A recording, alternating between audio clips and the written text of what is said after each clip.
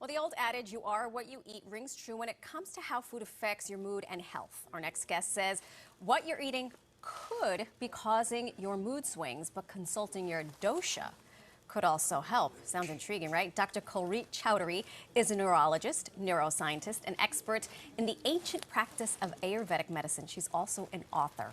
Her books, Sound Medicine and The Prime, examine the connection between our mind, body, and health. Dr. Chaudhary joins us this morning to discuss how food might influence our moods. What a pleasure to meet you. It's a pleasure to meet you as well, Marysol. This is very exciting. One of our anchors who failed out of school is late to taking the test, but I think we will have his results later because there is a method to all of this madness. But let's start at the beginning. I wonder if you could explain to us and our viewers exactly what Ayurvedic medicine is and what is a dosha. Absolutely. Ayurvedic medicine is one of the oldest medical traditions on the planet, originating in India. And the foundation really is that food is medicine and that your habits determine your health. So disease can be prevented by changing your daily habits. That is the basis of Ayurveda. Your doshas are your mind body type, and there are three: vata, pitta, and kapha, and they determine everything. So rather than trying everything new, every new fad, everything new under the sun, you make choices in Ayurveda according to your dosha. This is fantastic. Food is medicine. Our ancestors had it right. They absolutely had it right. They had it right. So you mentioned dosha. There are three types. Can you tell us what the doshas tell us about our health? Absolutely. So vata is a combination of space and air. And so because of that, it has qualities that are reflective of that. They tend to have lighter build. They are, a smaller frame. They move very quickly. And if they eat foods like a raw diet, they will actually develop things like anxiety. Oh my gosh, this makes so much sense. The pitta dosha is a combination of fire and water. And so they're naturally fiery dosha.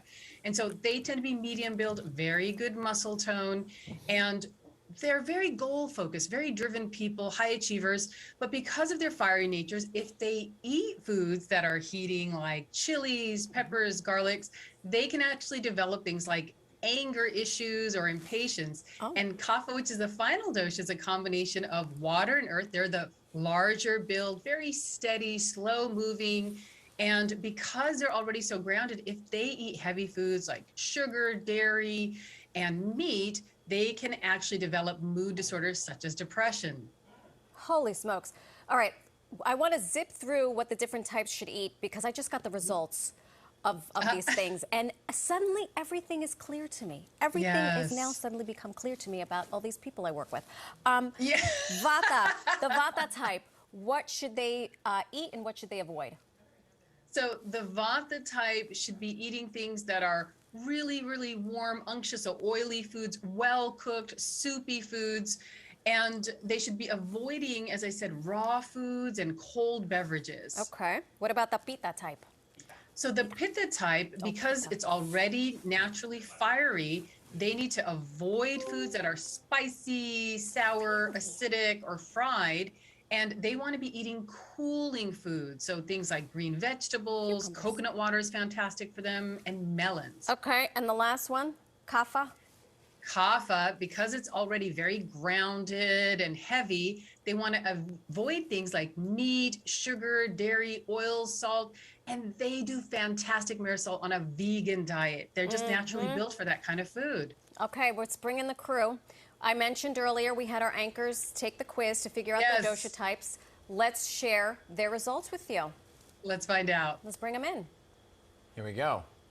Is anybody Or kapha? not. Where are we? Oh, like Dan's relaxed. Dan is a kapha, Hazel vata kapha mix, and Muchacha and I are. Of course. Is it pitta? Twinsies. Vata? I was not just pure kapha. Well, this is what came up according to your test your results, calculation. my friend. Your test results. We had a late entry. Yes.